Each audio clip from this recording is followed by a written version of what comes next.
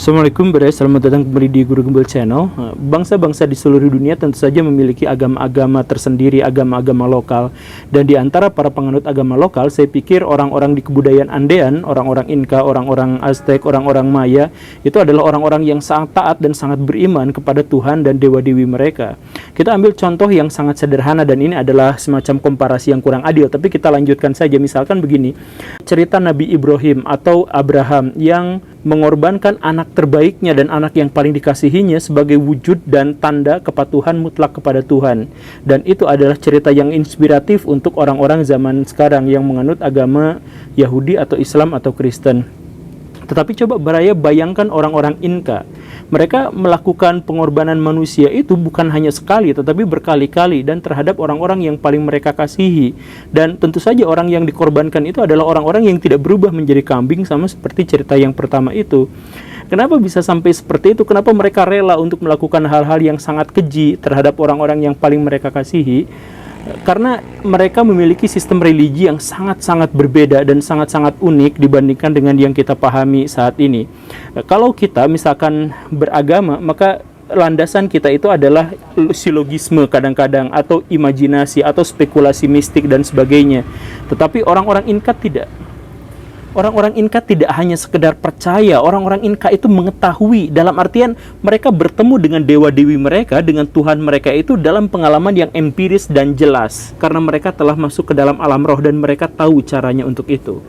Bagaimana ceritanya? Kita akan mulai di episode ini. Triks dan rahasia terbesar orang-orang Inka untuk masuk ke dunia roh. Ayo kita mulai.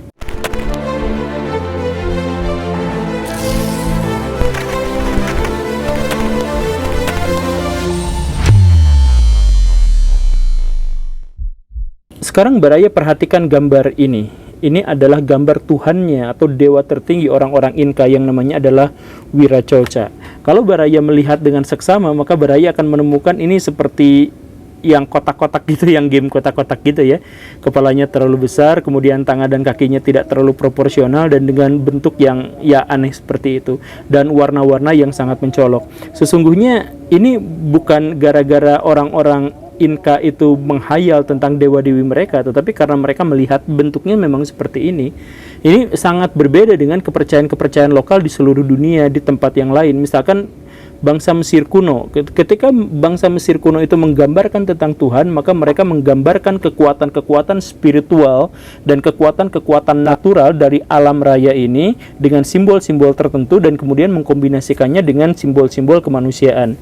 Misalkan dewa-dewi mereka itu biasanya badannya adalah badan manusia yang menunjukkan bahwa iya, mereka itu adalah serupa dengan kita, tetapi dengan kekuatan-kekuatan supranatural dari alam. Misalkan kepala elang untuk dewa Amun-Ra dan dewa Horus, dan kemudian kepala serigala atau anjing untuk Anubis, dan lain sebagainya. Jadi itu adalah semacam spekulasi mistik yang kemudian dicampur dengan berbagai simbol-simbol yang tertentu. Tetapi orang Inka, orang Maya, dan orang Aztec itu menggambar dewa-dewi mereka itu karena mereka pernah melihatnya secara langsung. Loh, kenapa bisa seperti itu? Nah, gini caranya Baraya. Pertama-tama orang Inka itu akan mencari satu tempat dan waktu yang sangat sakral dan menurut mereka memiliki kekuatan spiritual yang sangat tinggi. Kemudian di waktu dan tempat itu mereka akan menumbuk dua jenis tanaman. Yang pertama itu adalah dan yang kedua adalah ditempatkan seperti itu. Setelah ditumbuk, kemudian direbus, dikeringkan, ditumbuk lagi, direbus, dikeringkan, begitu seterusnya sampai menghasilkan konsentrat yang sangat tinggi. Dan setelah jadi seperti itu dirubah lagi menjadi minuman, dicampur dengan teh atau dicampur dengan hal-hal yang semacam itu. Inilah yang disebut sebagai minuman ayahuasca. Setelah Baraya meminum ayahuasca ini dalam waktu sekitar 15-30 menit, maka Baraya akan mulai mengalami sesuatu yang aneh. Kalau Baraya dalam tanda kutip penuh dosa, maka Baraya akan muntah-muntah dan diare dan mengalami kepanikan yang sangat luar biasa dalam pikiran. Tetapi kalau Baraya cukup suci, cukup baik, cukup taat terhadap Tuhan, maka yang akan Baraya alami adalah Baraya akan masuk ke dimensi yang lain, ke satu dunia di mana segala sesuatunya berbentuk geometris sempurna dan sangat hiperbolik. Segala sesuatu yang ada di sana itu benar-benar terang benderang dan kontras, dan itu bukan hanya ada di depan mata, tetapi itu ada di sekeliling Baraya semuanya. Jadi Baraya menatap kemanapun dunia seakan-akan sudah berubah. Dan Baraya akan mengalami itu setidak-tidaknya dalam waktu 3 jam kalau dosisnya tinggi. Dan yang lebih paniknya lagi adalah bahwa banyak orang di antara orang-orang yang mengalami masuk ke dunia itu, waktu dan tempat di sana itu benar-benar terdistorsi, sehingga ketika kita masuk ke sana, waktu 3 jam itu seakan-akan waktu berbulan-bulan kita ada di sana, bahkan bertahun-tahun. Di dalamnya kita merasakan kita keluar dari raga kita ketika bertemu dengan roh-roh, bertemu dengan Tuhan, bertemu dengan segala rupa, dan kita melihat di sana ada makhluk-makhluk dengan geometris tertentu, dengan warna-warna yang sangat mencolok, datang mendekat, menjauh, memberikan nasihat, memberikan bisikan, memberikan ancaman, kutukan, dan sebagainya.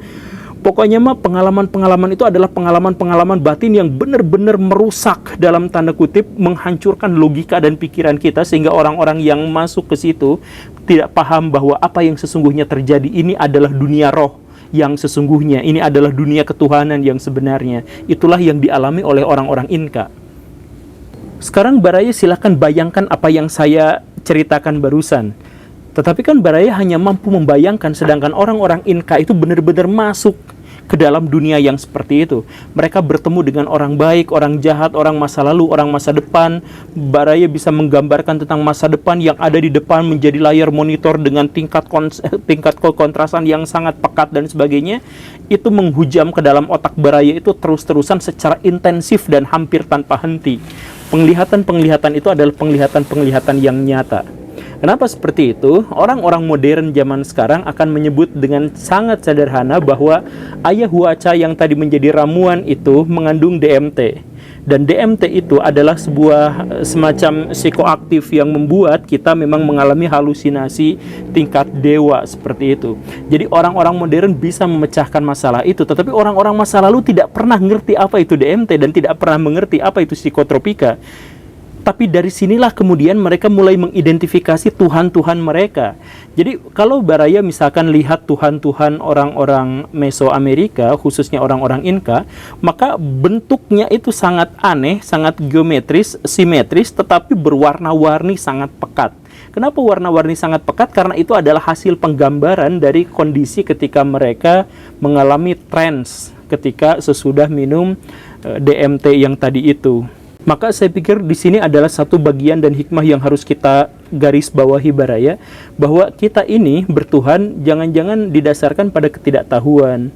Maksudnya seperti ini, orang-orang Inka, orang Aztec, orang Maya itu rela saja membunuh anak gadisnya, membunuh bayi yang baru dilahirkan dan sebagainya, karena percaya bahwa penglihatan mereka itu adalah penglihatan ketuhanan.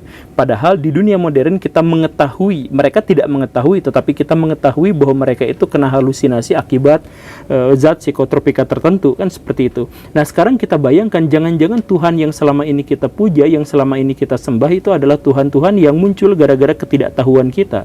Mungkin kalau kita sudah mengetahui tentang sesuatu, kita akan mentertawakan Tuhan itu sama seperti kita atau para dokter atau para ahli farmasi itu mentertawakan orang-orang Inka yang mereka masuk ke dalam halusinasi tertentu, padahal itu dimulai dari zat-zat adiktif atau zat-zat psikotropika yang mereka bikin sendiri, kan seperti itu. Tapi kan gak mungkin juga saya mengalami ketidaktahuan yang semacam itu, soalnya kan saya tidak kenal ayahuasca itu dan saya tidak mengkonsumsi itu. Begitu? Ya enggak juga Baraya, karena di sini ada kabar baiknya, yaitu bahwa DMT yang tercampur dalam ayahuasca itu sesungguhnya ditemukan di seluruh makhluk hidup dan termasuk di badan kita itu juga ada. Dan yang sialnya lagi adalah posisi DMT itu ada di dalam otak kita sendiri. Jadi bisa saja kondisi DMT itu menjadi semakin menguat, menjadi semakin aktif dalam kondisi-kondisi tertentu, sehingga kita mengalami halusinasi yang membuat kita bisa melihat sesuatu yang sebenarnya tidak pernah bisa kita lihat.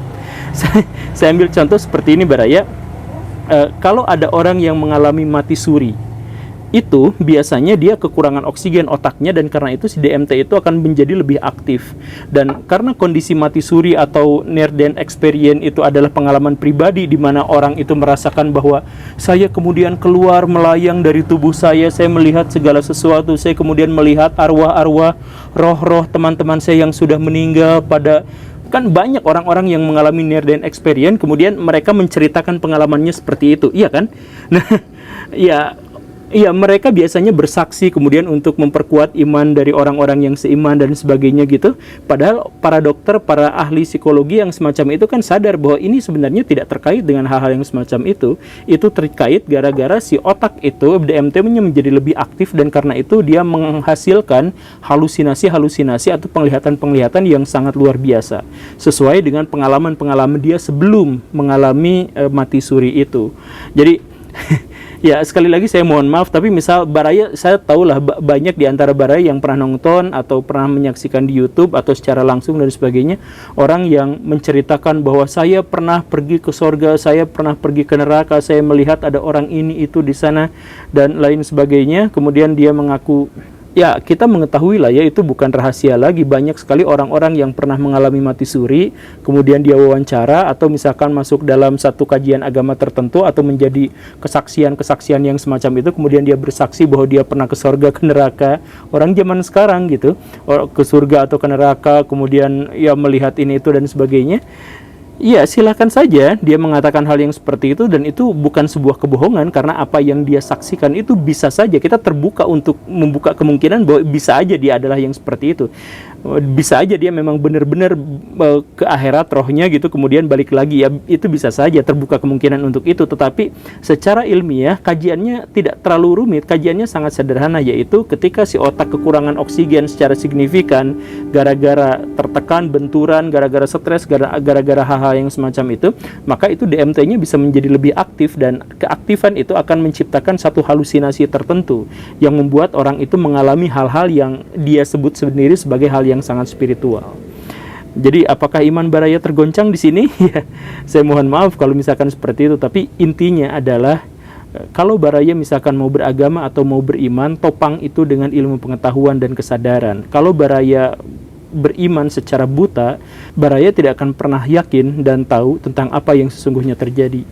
Semoga bermanfaat. Terima kasih karena sudah menyimak. Saya Guru Gembul. Assalamualaikum warahmatullahi wabarakatuh.